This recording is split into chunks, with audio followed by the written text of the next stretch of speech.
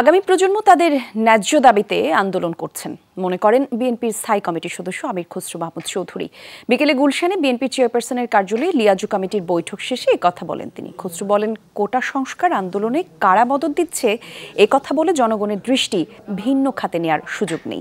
সাধারণ শিক্ষার্থীদের আন্দোলন দমন করে আগামী প্রজন্মকে মেধা শূন্য করতে চায় সরকার। আওয়ামী লীগ কোটা সংস্কার চায় কিনা সেটাই প্রশ্ন। খসরু বলেন, ক্ষমতায় থাকতে সহযোগীদের খুশি করা ছাড়া অন্য কিছুই ভাবছে না সরকার।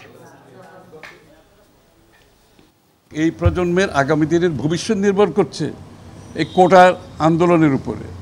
কারণ মেধাবী লোকজন যদি তাদের স্থান না পায় দেশ গঠনে, দেশ পরিচালনায়, দেশের উন্নয়নে, সেই দেশটা সামনের দিকে এগিয়ে যেতে পারে না। তাদের আন্দোলন সাংবিধানিক কিনা, তাদের আন্দোলন গণতান্ত্রিক কিনা, এই প্রশ্নগুলো বিবেচনা না করে কে মদদ দিচ্ছে এই সমস্ত কথা বলে পার পাওয়ার কোনো সুযোগ নাই।